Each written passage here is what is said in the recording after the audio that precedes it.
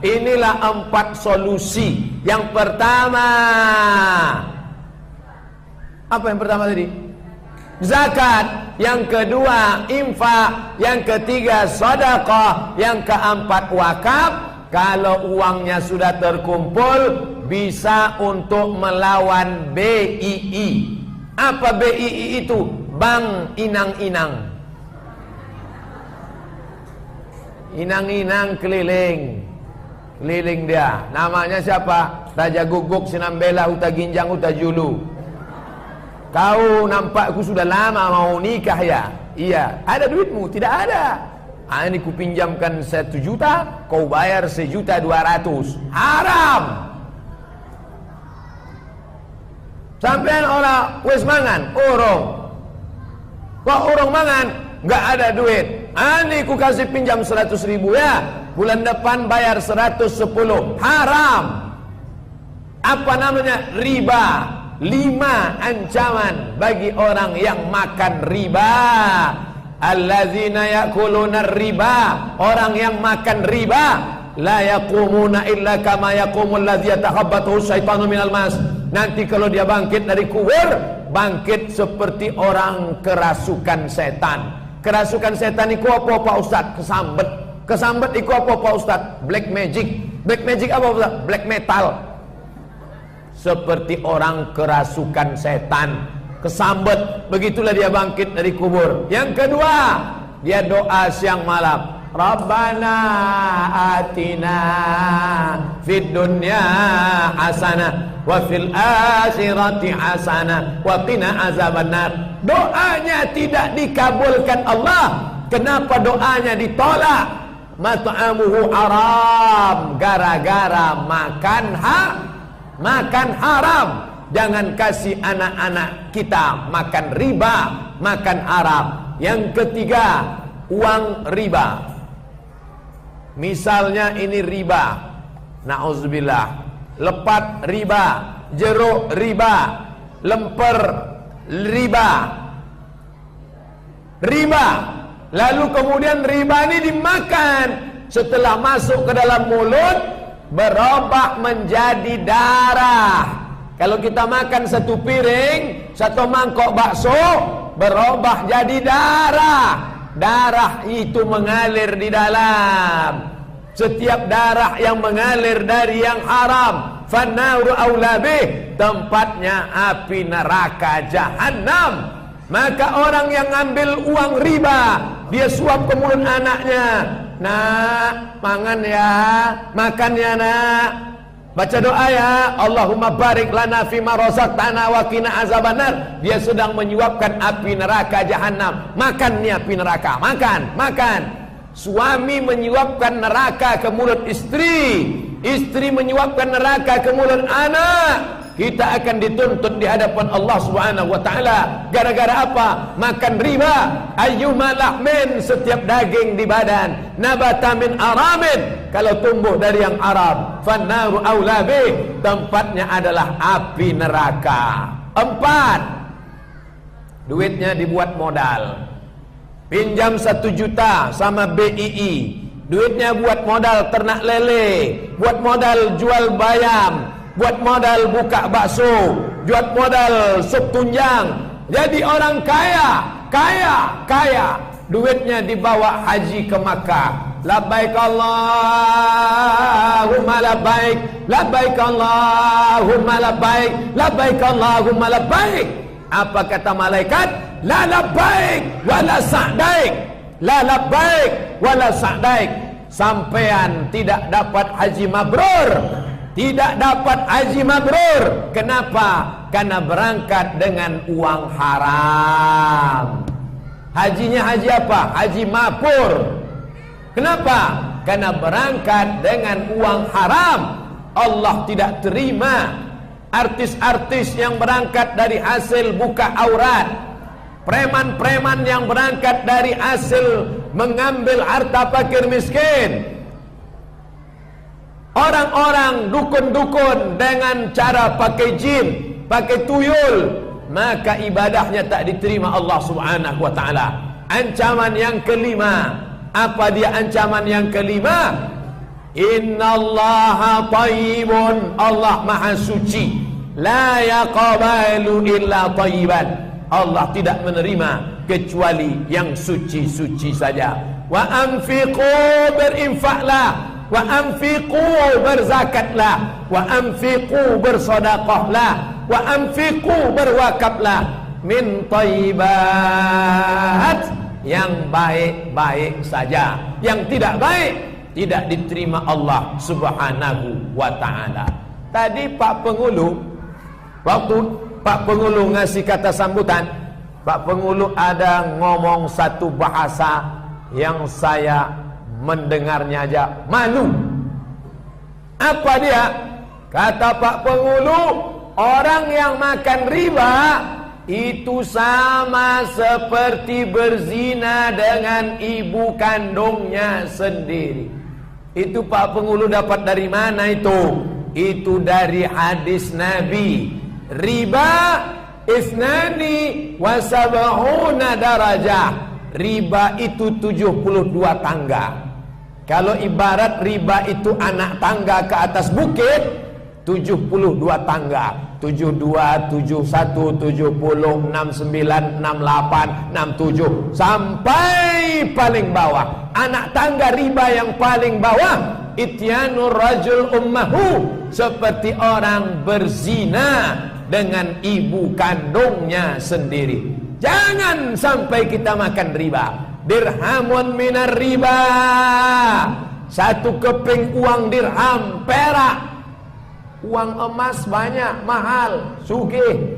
Uang perak dari riba, kalau kau makan, asyaddu min sittatin wa thalathina zamiyah, lebih hebat, lebih dahsyat, lebih parah, lebih kotor, lebih buruk daripada 36 zina. Zina, kotor, najis, hina, lebih hebat lagi riba. Tapi jangan dibalik. Oh kalau gitu saya zina aja lah Pak Ustaz. Bukan itu maksudnya. Zina, kotor, najis, hina, jahat, neraka tempatnya.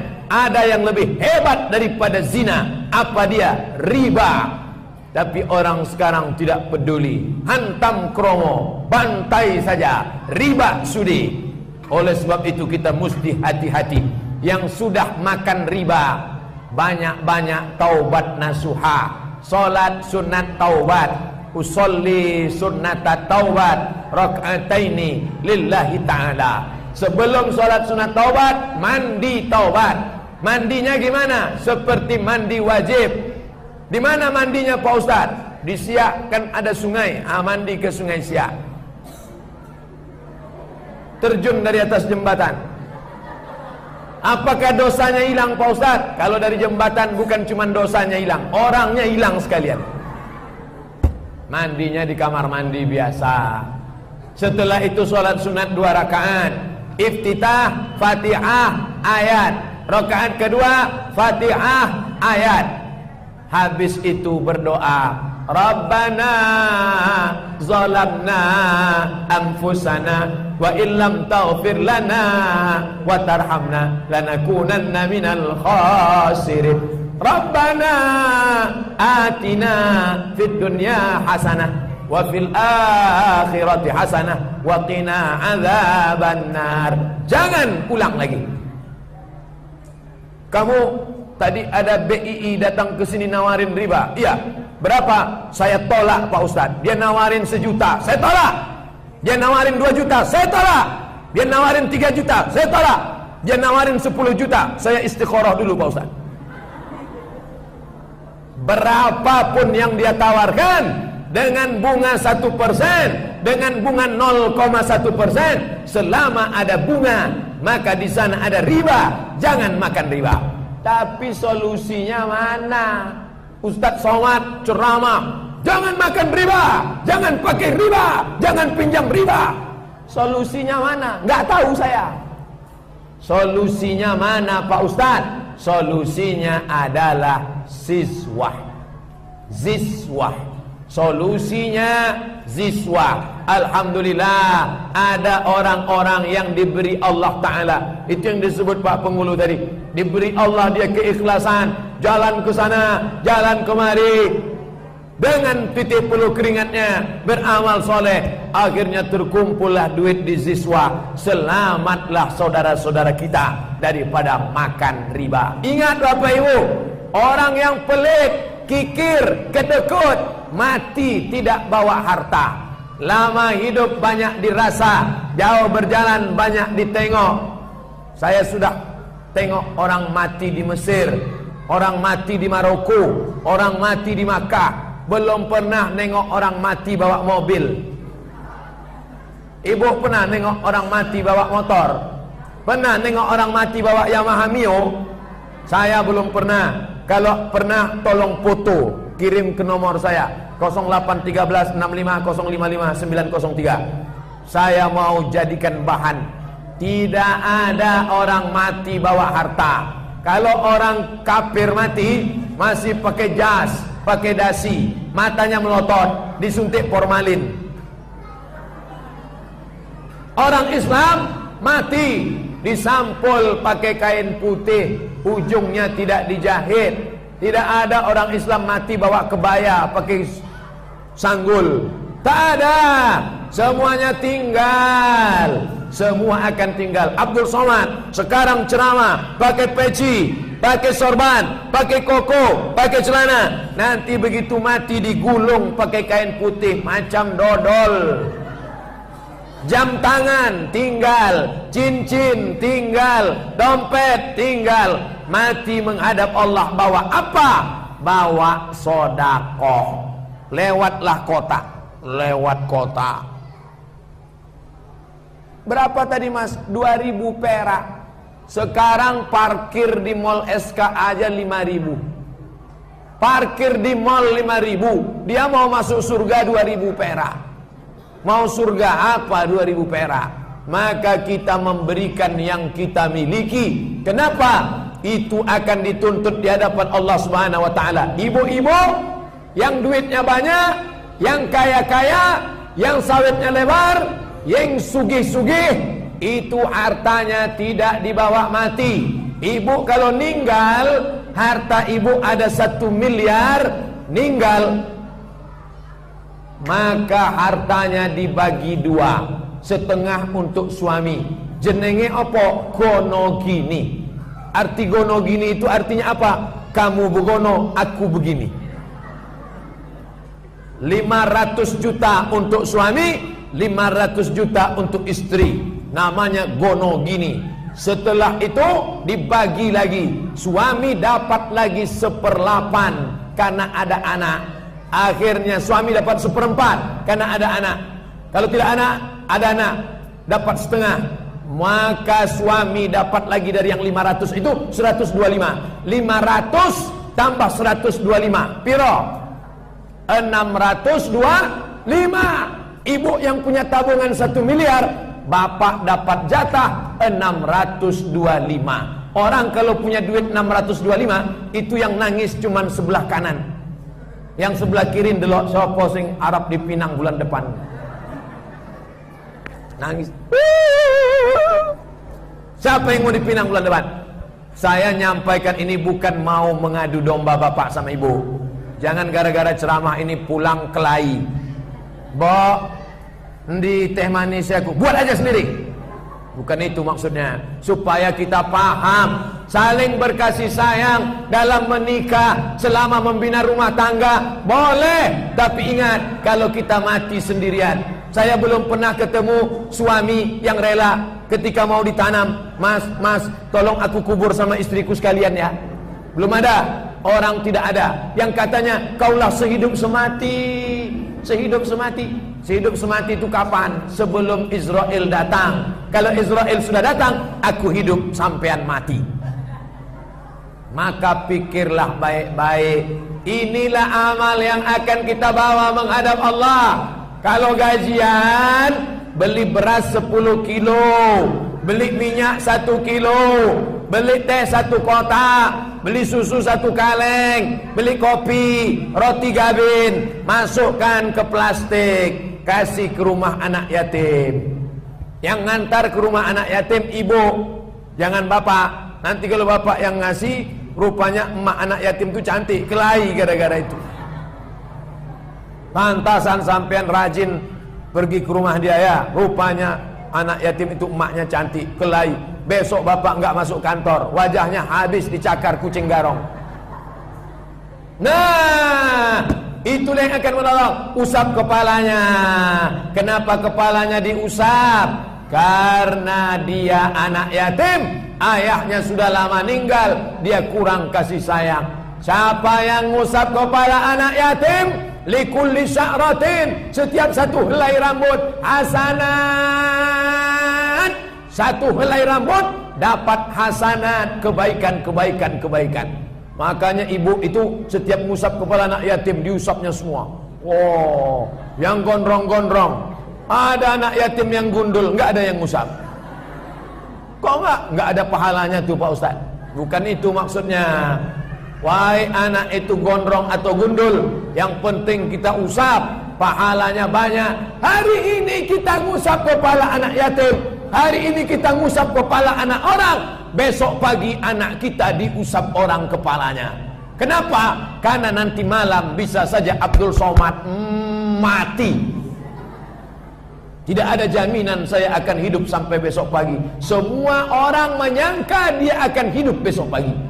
Orang yang mati itu kalau kita tanya, Mas, sampean tahu nggak kalau bakal mati nanti malam? Enggak. Semua nyangka besok hidup, tapi ternyata besok sudah berubah. Hari ini dipanggil. Yang kami hormati penceramah kita Al-Mukarram Haji Abdul Somad, besok berubah menjadi almarhum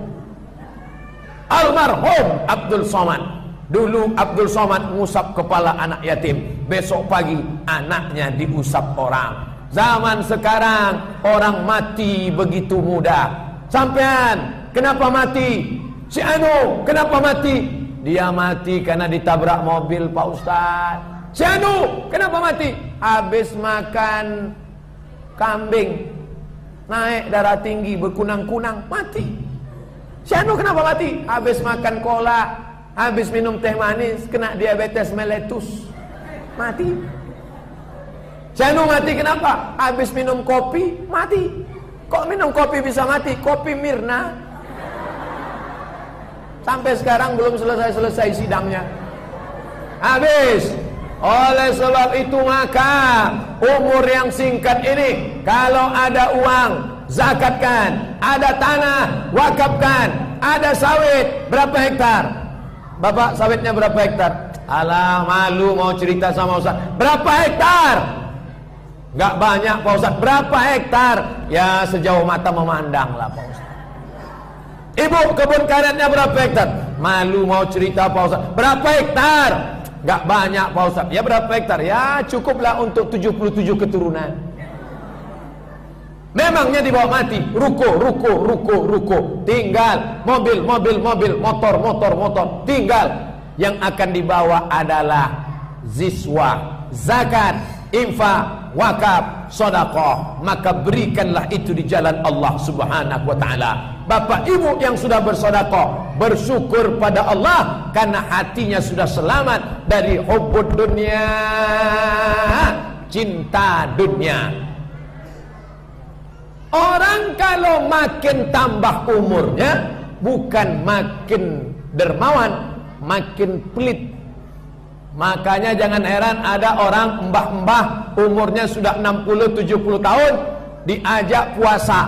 Mbah, sesok awake puasa ya, insya Allah. Makan sahur ya, nggih. Makan sahur ikut. Begitu makan sahur, besok makan lontong sayur pagi. Tapi tadi pagi ikut sahur, kok makan? Aduh, lupa. Salat zuhur, usolli fardhu zuhri arba'a raka'atin adaan makmuman. Baru 2 rakaat salam. Assalamualaikum. Kok salat zuhur 2 rakaat? Lupa. Puasa lupa. Salat zuhur lupa. Tapi surat tanah ingat. Waktu ada kebakaran, bapak-bapak dari damkar, pemadam kebakaran, bapak, ayo keluar rumah, ayo keluar, apinya besar, nanti mati. semua orang sibuk mencari emas, mencari cincin. Orang tidak sayang nyawa, orang rela mati. Yang penting surat tanah BPKB selamat. Artinya apa?